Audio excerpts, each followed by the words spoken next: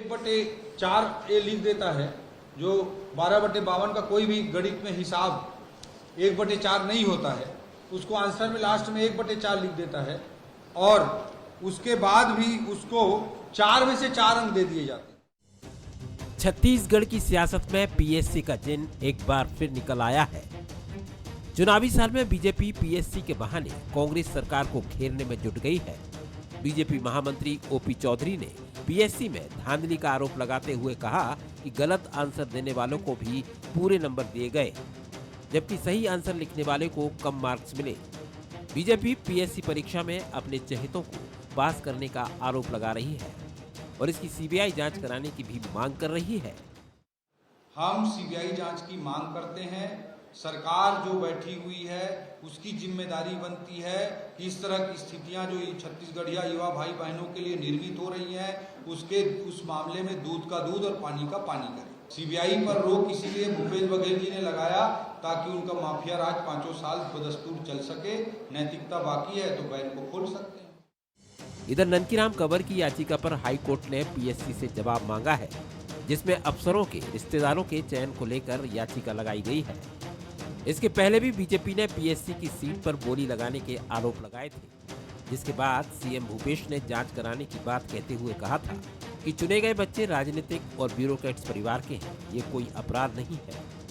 अब एक बार फिर मामले ने तूल पकड़ा तो कांग्रेस इसे भ्रम फैलाने की राजनीति करार दे रही है।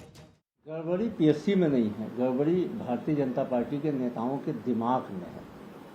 दरअसल इनके पास मुद्दे नहीं हैं और ये मुद्दों के दिवालियेपन में अब राज्य की सबसे विश्वसनीय संस्था जो युवाओं के सपनों को साकार करती है, राज्य लोक सेवा आयोग की परीक्षाओं पे भी ये सवाल खड़ा कर रहे हैं। आपके पास में एक भी तथ्यात्मक तर्क नहीं है, आपके पास में गड़बड़ी के कोई सबूत नहीं है, फिर आप पीएससी जैसी संस्था की विश्वसनीयता पे सवाल खड़ा करके कहीं न कहीं अपनी राजनीति को चमकाने का प्रयास कर रहे हैं। इसके पहले भी भारतीय जनता पार्टी ने कांग्रेस इस मामले को लेकर क्या एक्शन लेती है और विपक्ष इस पर सरकार को कैसे घेरती है, ये तो जल्द पता चल जाएगा।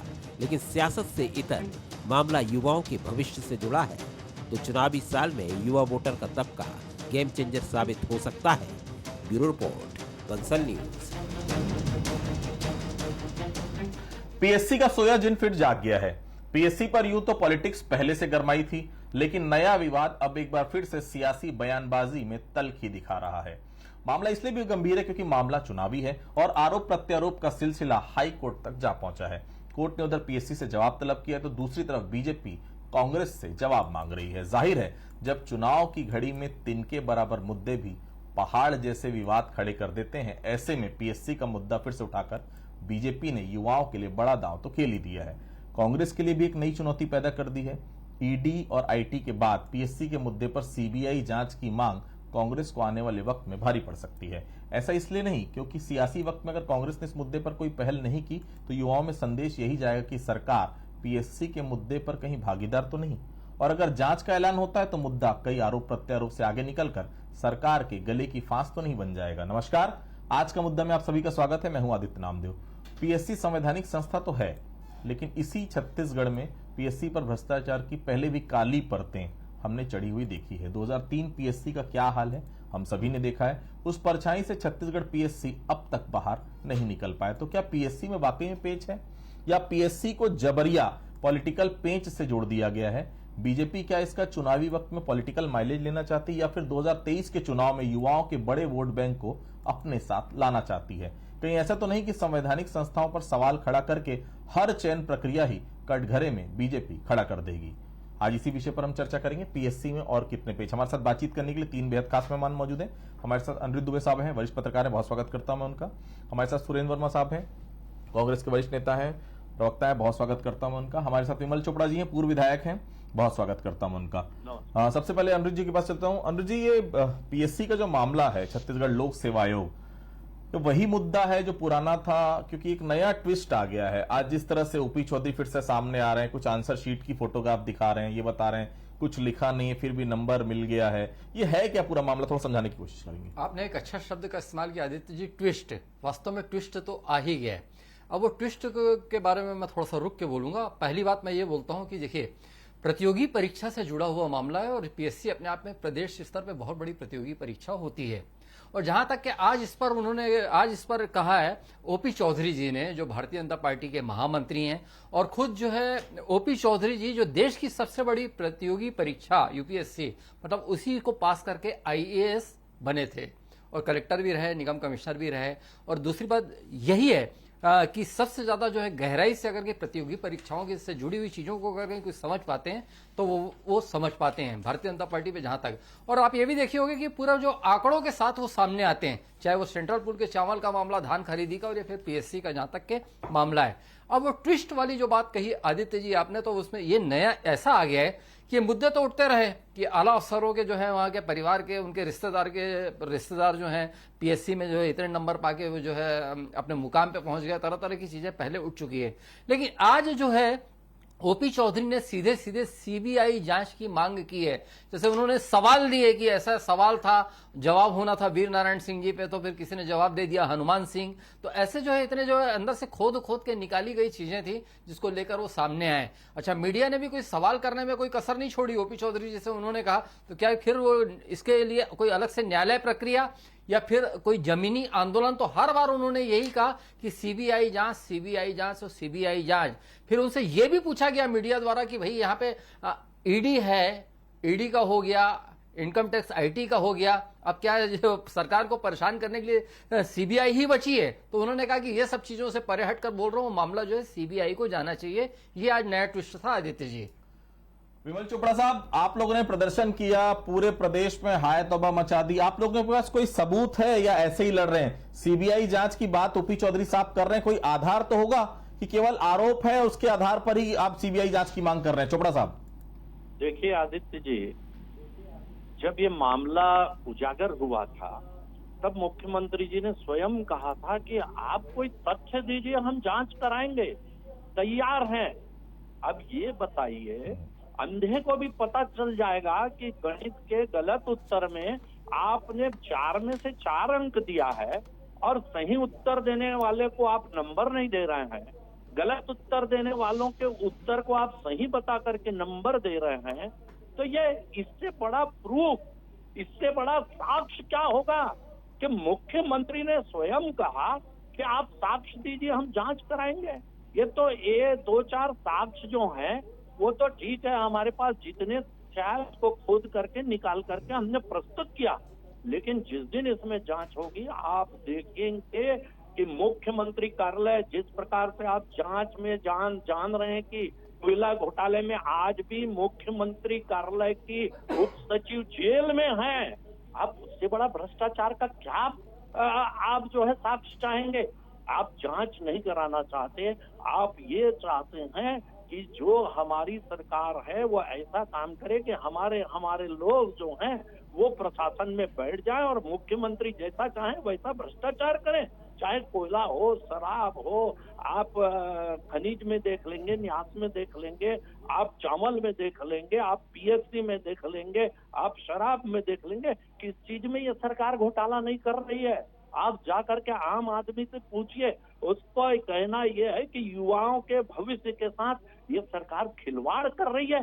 पीएससी जैसी संस्था को आपने दुधारू गाय, कहीं 75 लाख रुपए, कहीं 1 करोड़ रुपए, कहीं 50 लाख रुपए, ये रेट तय है, ये आज मार्केट में पता चल रहा है। और आप देखते हैं नोट के बंडलों के सामने विधायक की फोटो आ रही है और मुख्यमंत्री कह रहे हैं किसी ने आरोप थोड़ी लगाया। चोपड़ा साहब, मेरा सवाल वही था, कोई आपके पास आधार है, कोई सबूत है? केवल आरोप के अलावा कोई चीज है? सुरेंद्र वर्मा जी बैठे हैं यहाँ पर, आप थोड़ा बताइए, कोई आपके पास कोई सबूत है इस पूरे मामले का कि अगर गड़बड़ झाला हुआ है तो सबूत भी होना चाहिए? आरोप लगा रहे हैं आप लोग। पीएससी के आंसर सीट को ला करके जो ओपी चौधरी ने रखा, उससे बड़ा प्रूफ क्या चाहिए आपको?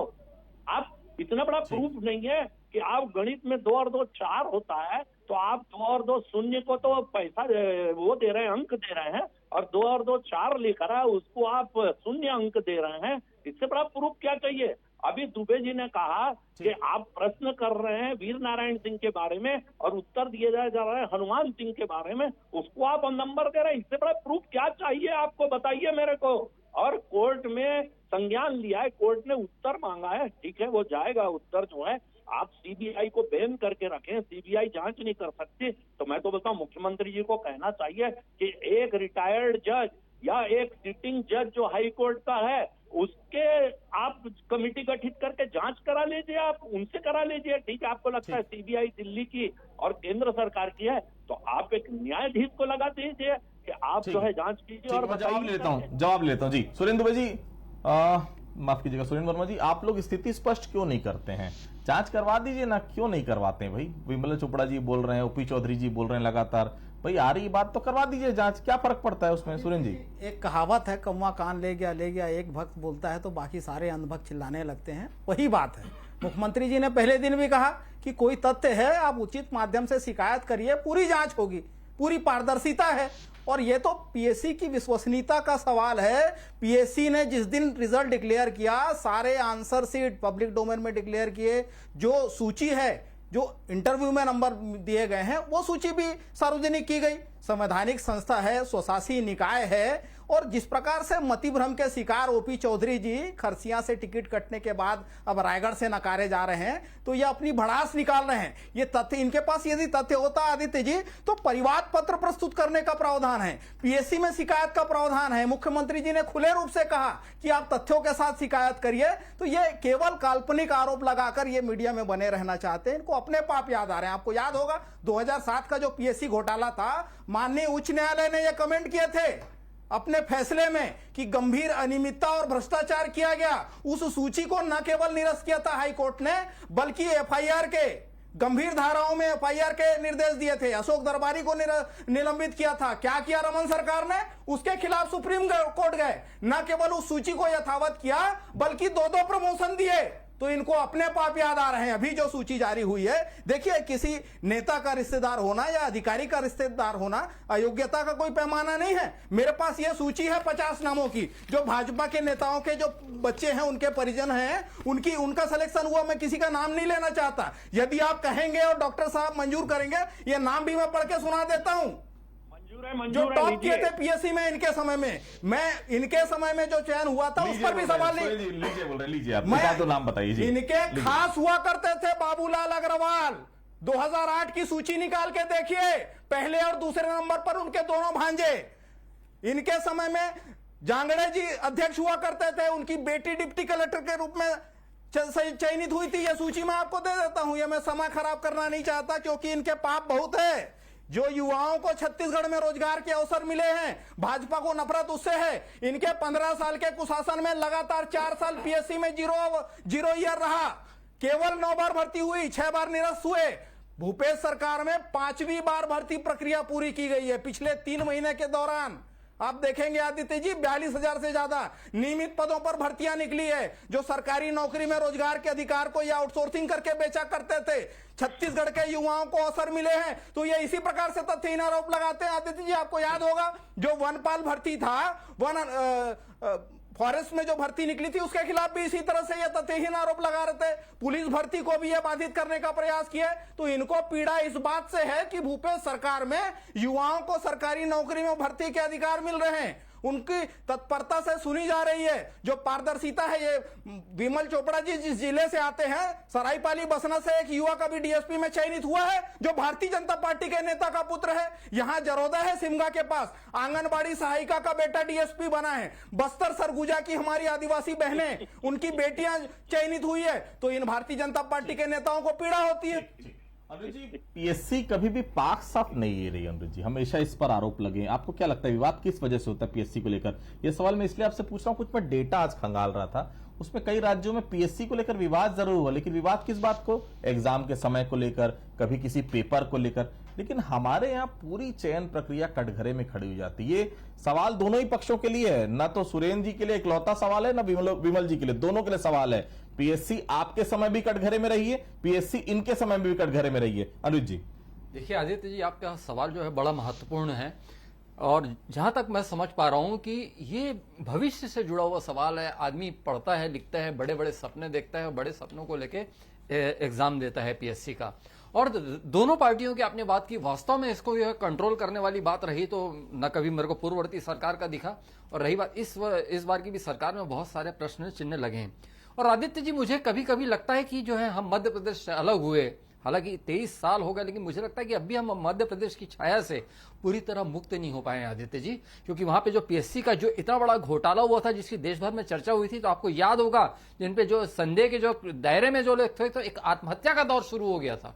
अब क्यों आत्महत्या हो रही है या हत्या हो रही है, कई तरीके के जो सवाल वहां पे उस समय उभरे थे। तो ऊपर वाला ना करे कि कभी यहाँ छत्तीसगढ़ में हो, और वैसी स्थिति नहीं है, ये मैं जान रहा हूं, लेकिन फिर भी ये बहुत संवेदनशील मुद्दा है। ठीक है कि आप स्वास्थ्य पे ध्यान देना जरूरी है, स्कूल कॉलेज खोले जाने जरूरी है, धान का मुद्दा बड़ा महत्वपूर्ण है, किसान को तो नजरअंदाज ही नहीं किया जा सकता। लेकिन जो पीएससी है, कोई भी किसी भी पार्टी की सरकार बने, अब तो सरकार बनने वाला है, यही लाइन इस्तेमाल करना होगा, तो कम से कम इस पक्ष को भी बहुत सुधारा जाना बहुत जरूरी है आदित्य जी। विमल जी, आप लोग क्या चाहते हैं कि केवल गरीब का बच्चा डिप्टी कलेक्टर बने, डीएसपी बने? क्या उन्हीं को हक है? कोई अधिकारी का बेटा, नेता का बेटा अगर डिप्टी कलेक्टर बन जाएगा, डीएसपी बन जाएगा, तो उस पर सवाल खड़े करेंगे आप लोग। मुंगेली कलेक्टर हैं, उनके भाई के चयन पर भी आप लोग ने सवाल खड़े किए थे। एकेडमिक डिटेल देखा है उनका, आपने बीटेक किया है कानपुर से, उसने लगातार ब्रिलियंट रहा है, 4 बार यूपीएससी वो लिख चुका है। और खुद उनके भाई जो मुंगेली कलेक्टर है, वो भी आपके अंबिकापुर के ही रहने वाले हैं, यूपीएससी फाइट किया और उन्होंने कलेक्टर वो बने। उसके ऊपर भी आपने कहीं ना कहीं सवालिया निशान लगाया। तो क्या केवल यही हक है कि केवल गरीब का बच्चा आगे बढ़े, बड़े आदमी का बच्चा या किसी नेता का बच्चा या किसी अधिकारी का बच्चा नहीं बढ़ सकता आगे? विमल चोपड़ा जी, देखिए, ऐसा है कि भारतीय जनता पार्टी ने कभी ये नहीं कहा कि कलेक्टर का जो है लड़का है या उनके भाई है, उनका चयन हुआ है तो ये गलत है करके। आप जो लिस्ट देखेंगे, मैं अभी सुरेंद्र वर्मा जी की बात सुन रहा था कि बड़ी लंबी लिस्ट रखे हैं, वो 50 लोग हैं भारतीय जनता पार्टी के। अब 15 साल में 2 नाम गिना पाए जो भारतीय जनता पार्टी के हैं। एक कह रहे हैं सरायपाली में डीएसपी का चयन हुआ है, डीएसपी का चयन हुआ है वो भारतीय जनता पार्टी से। तो क्या भारतीय जनता पार्टी के आदमी को मुख्यमंत्री जी ने प्रश्रय दिया कि उसका जो है सिलेक्शन हो जाए? किस प्रकार की बात करते हैं? दिमागी दिवालियापन जो है इन कांग्रेसियों से सीखिया। अरे प्रूफ रखा जा रहा है, मुख्यमंत्री जी कह रहे हैं कि आप प्रमाण दीजिए, हम जांच कराएंगे। इससे बड़ा कोई प्रमाण हो सकता है कि आप गलत आंसर पे जो है पूरा नंबर दे रहे हैं और सही आंसर पे नहीं दे रहे हैं? यदि इतने में यदि किसी की बुद्धि का ताला नहीं खुलता तो भगवान जाने कि इन कांग्रेसियों को सत्ता के लिए किस प्रकार से भ्रष्टाचार करना पड़ेगा। आप देख लीजिए कि क्या है नोटों के बंडल के सामने विधायक बैठा और मुख्यमंत्री जी कहते हैं कि उससे क्या हुआ, और विधायक कहता है मैं तो नोट की तरफ देख ही नहीं रहा हूं। अरे कितना बड़ा ये यानी हंसी आती है कि कितना बड़ा बचपना।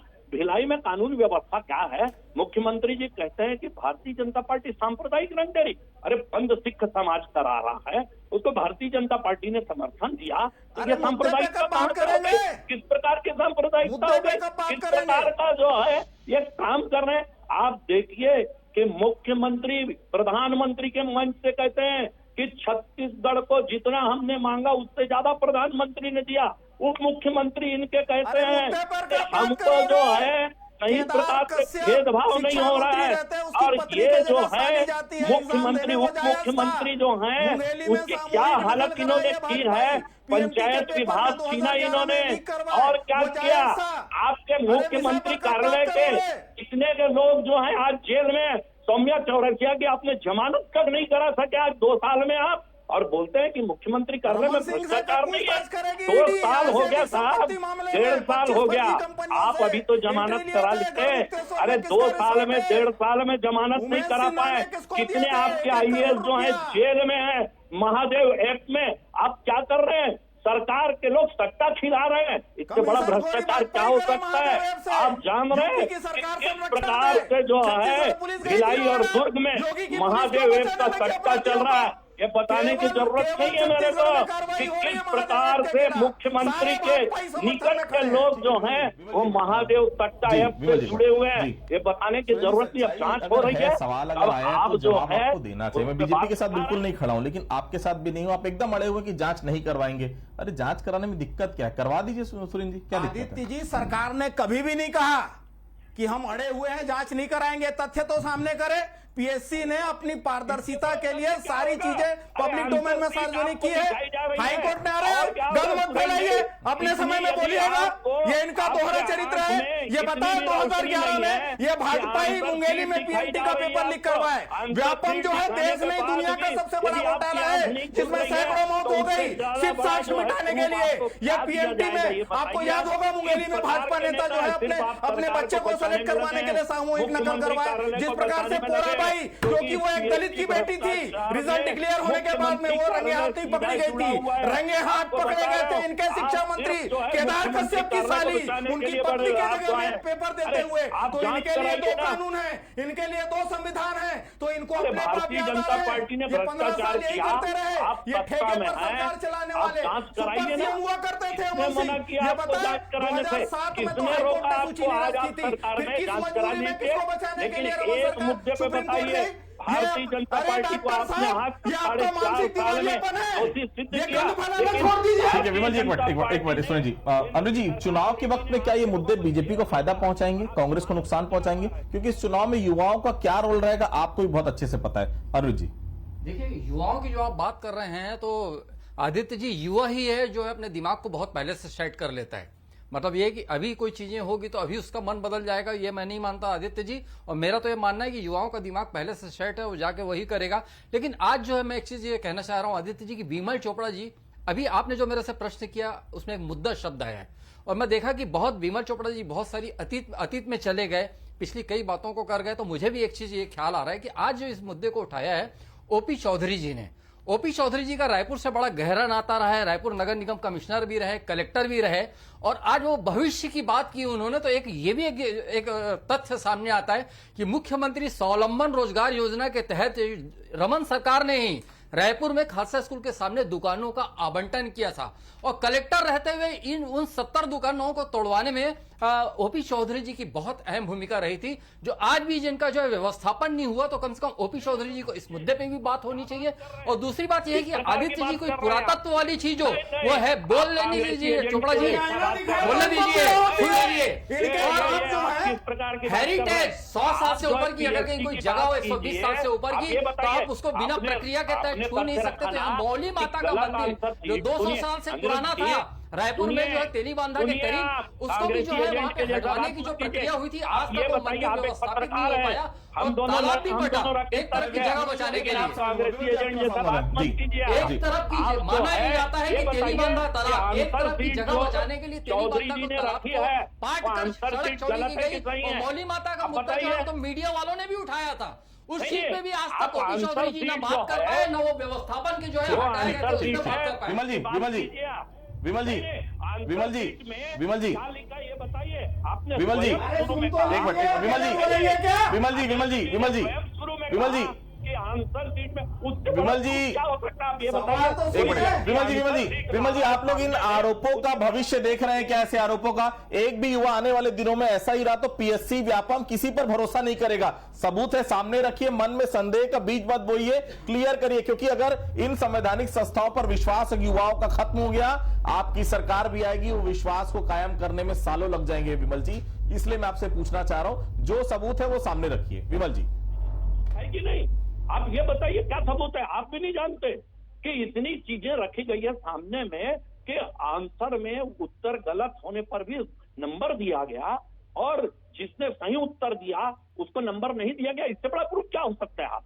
आप भी जानते हैं, मैं भी जानता हूं, अनिरुद्ध जी भी जानते हैं, और सुरेंद्र वर्मा भी जानते हैं। लेकिन सिर्फ बचाने के लिए सरकार को अनिरुद्ध जी भी यही मौजूद हो सकता है। ओपी चौधरी भी शो देख रहा हूं, क्या इस डिबेट से बात की घोषणा करते हैं कि प्रतिनिधिमंडल हम ओपी चौधरी के पास भेजेंगे, आपके पास जो सबूत है दीजिए, और वे अगर देते हैं तो उसकी पूरी जांच आप सरकार से कराएंगे। देते हैं भरोसा हमारे शो पर? सुरेंद्र जी कोई भी तथ्य नहीं है, आरोप पूरी तरह से मनगढ़ंत है, भाजपाइयों के फितूर है दिमाग का, इसमें कोई भी सच्चाई नहीं है। इनके पास यदि तथ्य होता तो मुख्यमंत्री जी ने मंगाया था उस समय देते। तो युवा प्रदेश का इन भाजपाइयों पर भरोसा नहीं करेगा। ये अभी देखिए, एक तरफ भूपेश सरकार सरकारी रोजगार के अवसर खोली है, वहीं केंद्र की मोदी सरकार संयुक्त सचिव के पदों पर अपने कारपोरेट मित्रों के कर्मचारियों को शामिल कर रही है। यूपीएससी को बाईपास करने का पीएससी को लेकर लगातार आरोप प्रत्यारोप जारी है। बहुत साफ है, युवाओं का बहुत बड़ा रोल इस बार के चुनाव में रहेगा। दोनों ही दल चाहते हैं युवाओं के साथ रहे, लेकिन पीएससी पर जिस तरह से उंगलियां उठ रही, निश्चित तौर पर इस विषय को सरकार को भी दिखवाने की जरूरत है। आप सभी हमारे से जुड़े, आप सभी को बहुत बहुत धन्यवाद। आज के मुद्दे फिलहाल इतना ही। बाकी खबरों के लिए बने रहिए बंसल न्यूज के साथ। नमस्कार।